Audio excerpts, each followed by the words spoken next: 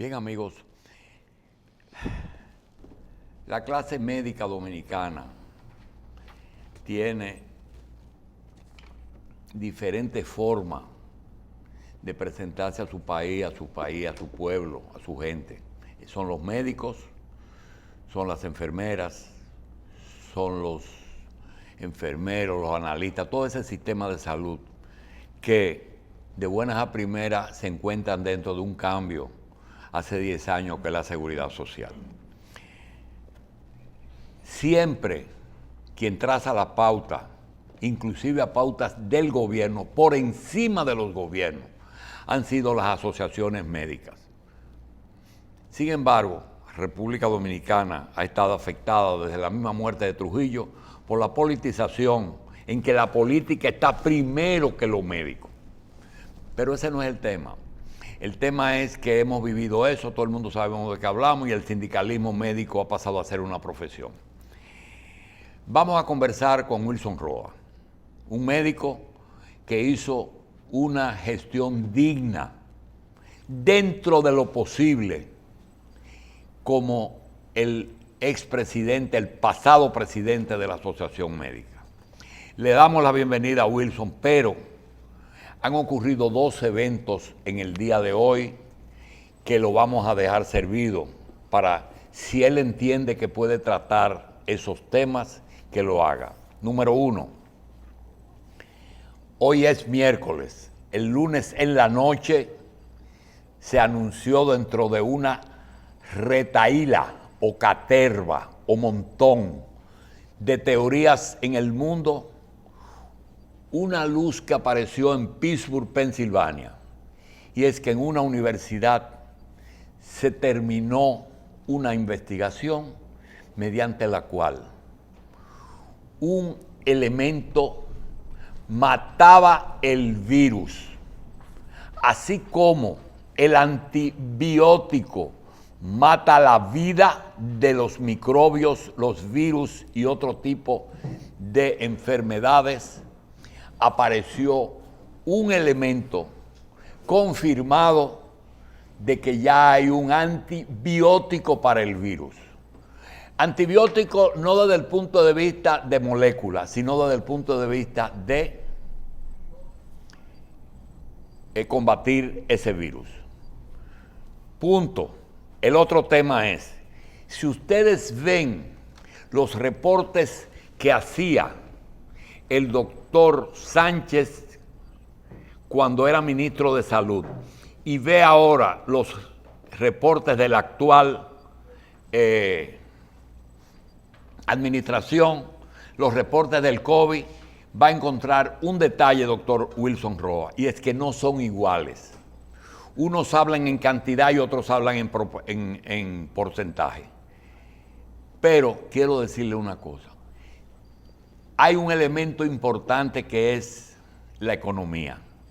Se está tratando no de envolver ni de ocultar, sino de servir en una bandeja un menú igual, pero en una forma diferente. Tanto lo que hacía Sánchez Cárdenas como lo que hace el actual ministro, la consideramos bien, verdaderos y justos, pero para cada momento. Me refiero que puede surgir alguna crítica a las autoridades de ahora diciéndolas que están tergiversando resultados u ocultando. No es así.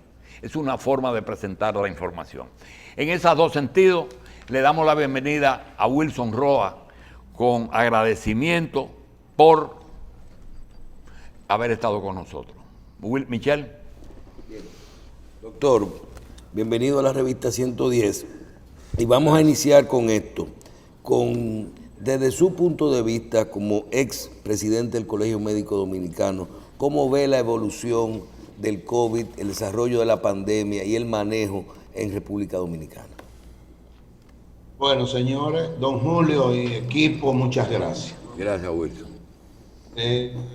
Lo primero es que debo comenzar por la opinión de don Julio, original. Lo primero es que en Pensilvania se ha identificado una posible herramienta de respuesta. Digo posible porque los resultados van a decir hasta dónde es posible que podamos confiar en él, pero tiene estudios documentados y validados que dicen que la respuesta debe ser efectiva, debe ser. Ahora debemos esperar llegar al terreno para ver cómo va a ser el comportamiento de la población frente a lo que se le va a proveer. Le aclaro que el antibiótico del que se hace referencia es para tratamiento. Los antibióticos no son preventivos y el virus no responde a antibióticos. Entonces ellos tienen una molécula que, si pudiéramos utilizar la palabra de híbrido sin la autorización de ellos, fuera válido, porque la respuesta que se busca es de tratamiento y no de prevención. Y la vacuna tiene un objetivo único y es la prevención. Cuando yo le pongo una vacuna a una persona, lo que busco es crear anticuerpos que me permita que ese organismo se defienda del agente causal cuando le llegue y le contamine. Lo segundo es sobre los reportes de Sánchez Cárdenas y los reportes de ahora. Yo pienso, así igual que Julio, que el reporte en número y el reporte en porcentaje es exactamente la misma cosa. La diferencia es que el reporte en número le da mayor cobertura y dimensión a la receptividad de la población. La población, cuando tú le hablas en número, el impacto es diferente a cuando tú le dices que se murió un 5%, un 2%. No es lo mismo tú decirle a la población, mira, se murieron 20, a se murió un 2%, porque la población no se detiene a hacer la conversión. Y es bueno que ustedes sepan que nosotros tenemos prácticamente 6 meses abordando el tema del COVID, porque el primer caso fue diagnosticado el 2 de marzo del presente año.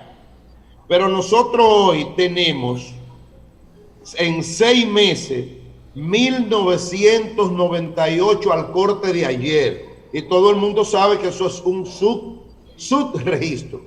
Si nosotros dividimos 1998, estamos hablando de 2000 casos, en 6 meses, eso me da 333 casos por mes. Y si lo divido en 30 días promedio, me da 11 casos de fallecimiento por día. Y eso en un país pequeño como el nuestro es demasiado en relación a la masa poblacional que tiene el país. Hoy nosotros debimos ver aplanado la curva y ver entrado en la fase de descenso, pero nosotros hoy no podemos decir eso, porque tenemos una media de 11 casos, y recuérdense que en abril, el 12 de abril, se hizo el anuncio del número mayor registrado, que fue de 38 casos, y ahora en septiembre, hace una semana, se hizo el segundo anuncio, segundo registro más alto, que después dijeron que eran de 4 semanas. Y resulta que correspondieron a 36 casos. Pero si usted divide 36 casos en 4 semanas, le corresponde a 9 por semana. Y si fuera cierto eso, entonces ayer no debimos haber registrado 12 casos. Lo que quiere decir que la evolución del COVID todavía no está bajo control. Y me parece que las medidas que se han tomado hasta ahora no van a dar los resultados que todos quisiéramos haber tenido ya. Esa es la opinión que tengo. El ministro de Salud decía ayer, doctor, los casos en los hospitales, que la ocupación de camas ha disminuido, tanto en sentido general como en las unidades de cuidados intensivos. Y eso se presenta como un avance. Y por otro lado, se alega que ha aumentado la cantidad de pruebas y que eso ha permitido tratar a tiempo a los enfermos y por tanto disminuir los casos en los hospitales. ¿Usted qué opina sobre eso? Fácil. Recuérdense que la letalidad es mucho más alta en la población más vulnerable. Y nosotros tenemos que más del 95% de la población que ha fallecido es de la población más longeva. Lo que ocurrió en Italia y lo que ocurrió en España, que son los dos países que tienen el índice de letalidad más alto. En la República Dominicana no tiene por qué ser diferente. Somos un país pequeño de 11 millones. España estamos hablando de más de 47 millones de habitantes. Entonces, la gran mayoría de los fallecidos de nosotros han sido personas de edad y personas con comorbilidad, diabético, hipertenso y con otras enfermedades agregadas. Eso hace que en el transcurso del desarrollo disminuya la incidencia de fallecimiento, porque cuando tú tienes mayor cantidad de población joven afectada, tendrá menor cantidad de fallecidos en relación a los de más alta letalidad. Y eso, hay otro detalle, y es que la mortalidad que han ocurrido aquí en los últimos días no han sido una mortalidad de un aumento en el impacto en términos de la relación de edad y de comorbilidad. Y eso tiene que tener una traducción en la población asistencial y en la ocupación de cama. Otro elemento es que las pruebas se han aumentado y eso permite que tú puedas aislar y tomar medidas en la población identificada y de su entorno, la familia, el entorno donde esté el afectado. Y todo eso va a redundar, porque nosotros, si tenemos un afectado, lo vamos a aislar si no califica para ser internado y lo vamos a manejar desde su casa. Y eso ha aumentado que la población afectada se quede en su casa y pueda manejarse desde su casa, y no como se hacía antes, que como no teníamos la prueba, había que esperar que tú estallaras para entonces tomar la medida. Doctor, este manejo de los pacientes en cuanto al tratamiento, ¿usted lo ve de forma correcta? ¿Que es mejor que se traten en su casa desde un inicio y no esperar que sea más tarde? Todo paciente que clínicamente pueda ser manejado fuera de un centro de salud es lo conveniente. Y aquí, porque ¿qué es lo que ocurre? Que el centro de salud... Pero usted habla solamente de los pacientes asintomáticos. Claro, pero que hay pacientes con sintomatología que tú puedes manejarlo en su casa, en aislamiento, los que califiquen y los que tengan condiciones para hacerlo. Por eso la insistencia usted cree, doctor, de nosotros. ¿Y usted cree, doctor, que la situación, la forma, cómo vive el dominicano, hablando del dominicano, las masas, permite aislamiento y el no contagio de sus familiares cercanos con la forma de vida que tienen?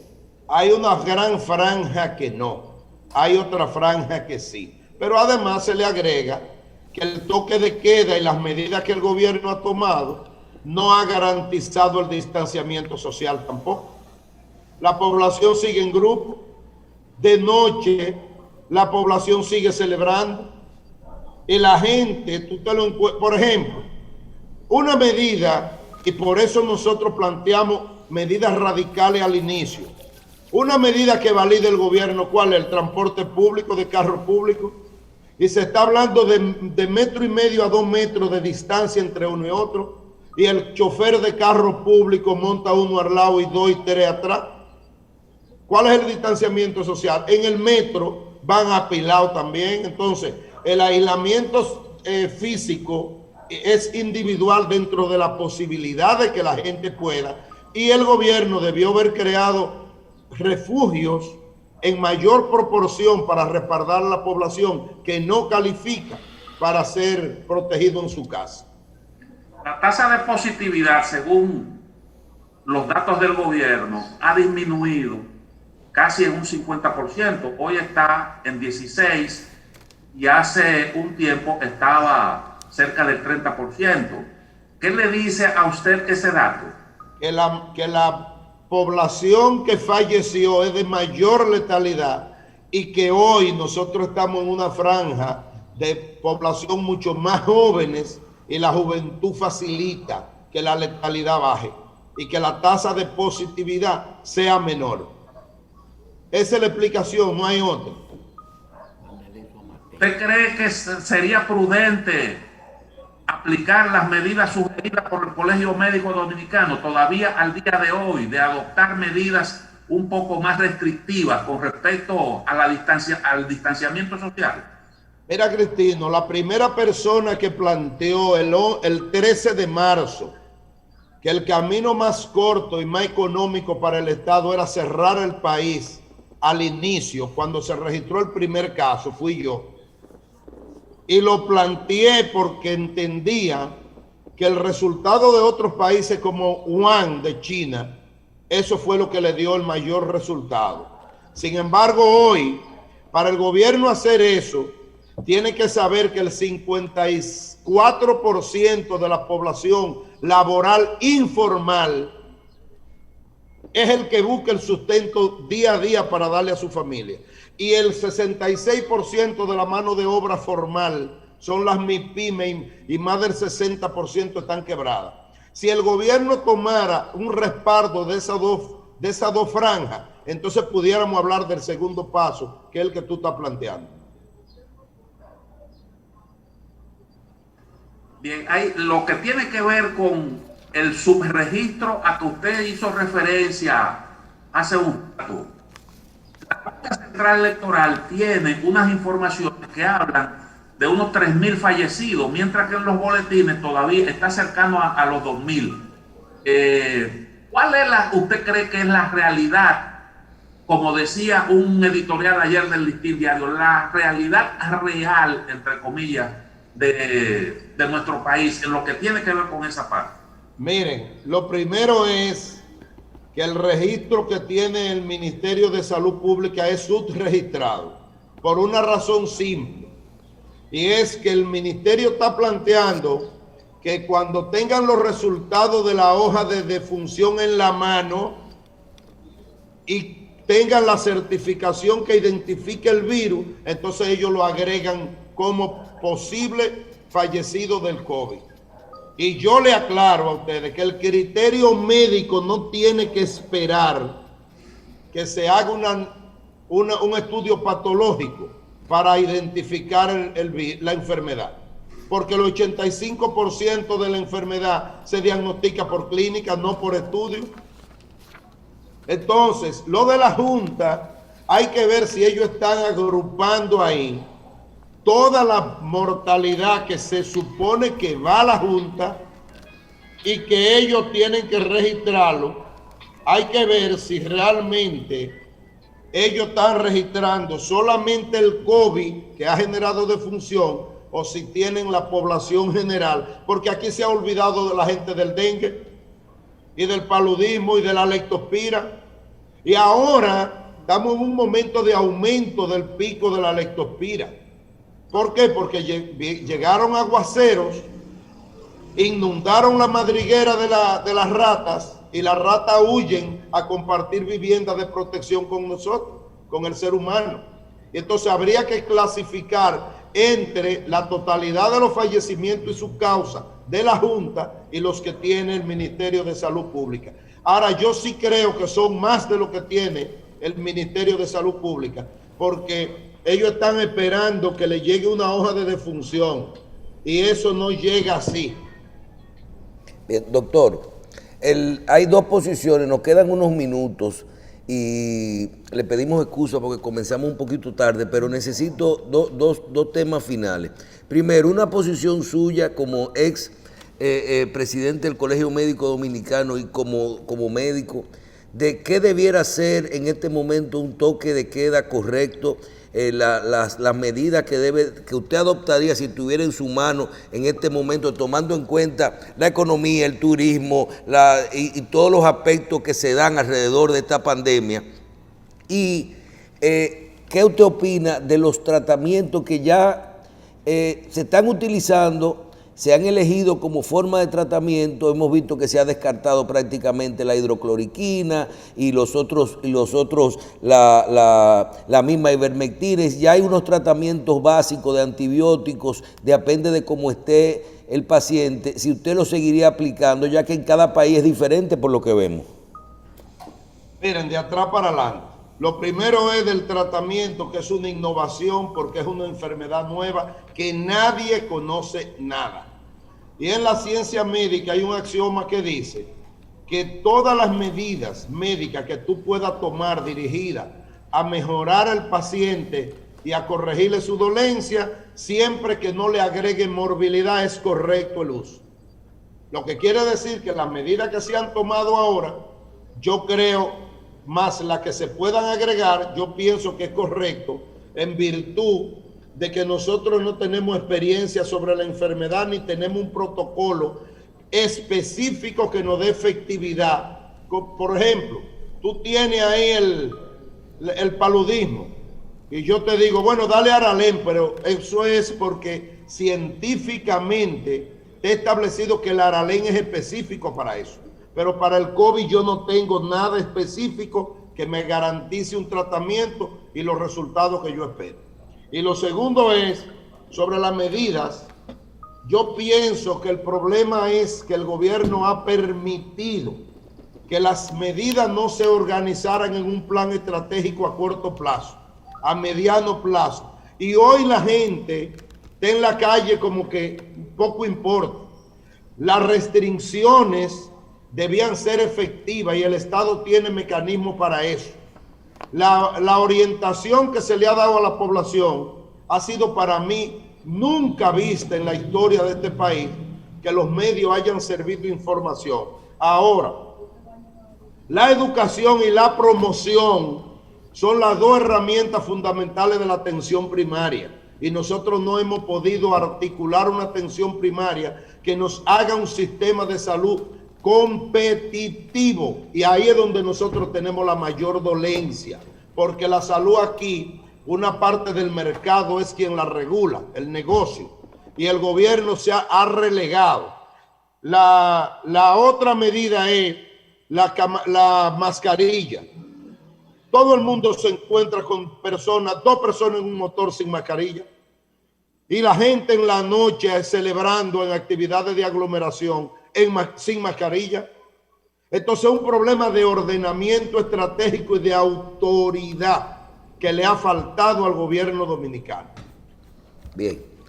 Muchas gracias a Wilson Roa, expresidente del Colegio Médico Dominicano, por esta evaluación del panorama de la lucha contra el COVID en el país. A ustedes, las gracias por la sintonía y les exhortamos a ver la repetición, y si les gustó esta entrevista pueden volver a verla en YouTube. En unos instantes ya estará en línea. Volvemos a vernos mañana si Dios quiere.